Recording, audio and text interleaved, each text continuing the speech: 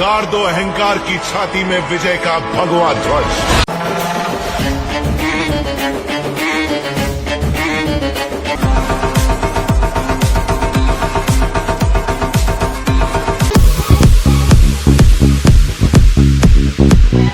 भूल तो नहीं गए हमें।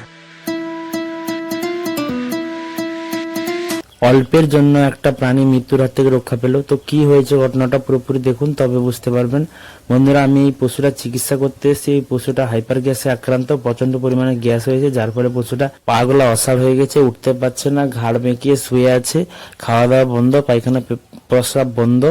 তো বর্তমানে আমাকে চিকিৎসা করতে ডাকা হয়েছে। আমি কিভাবে চিকিৎসা করছি সম্পূর্ণ ভিডিওটা দেখুন। প্রথমত একে দু প্রকার এনজাইম খাইয়েছি, একটা দেখাচ্ছি কি এনজাইমটা খাওয়ালাম।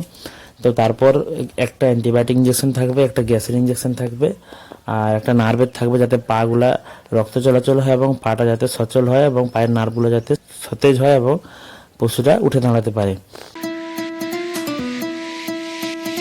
অ্যান্টিহিস্টামিন ইঞ্জেকশন থাকলো।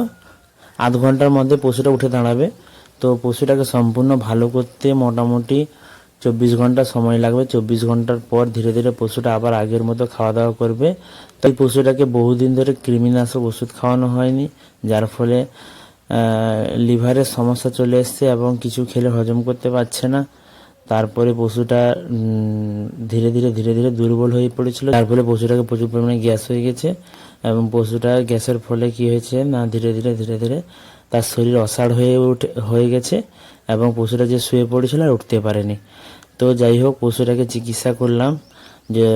যে সমস্ত বন্ধুরা ভিডিওটা দেখছেন তাদের কেমন লাগলো কমেন্টে জানাবেন।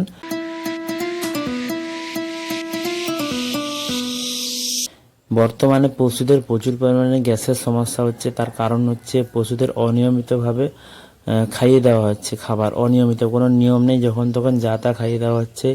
বাসি খাবার, পচা খাবার, যেগুলা কেউ খায় না, মানুষ খেতে পারে না, সেগুলাও খাইয়ে দিচ্ছে। অনুষ্ঠান বাড়ির খাবার খাইয়ে দিচ্ছে, অঙ্গনবাড়ির সেই খিচুড়ি, স্কুলের সেই ভাতের ফ্যান, এগুলা সব সংগ্রহ করে এনে খাইয়ে দিচ্ছে, যার লোভে খেয়ে ফেলছে এবং খেয়ে ফেলার পরে গ্যাস হয়ে যাচ্ছে।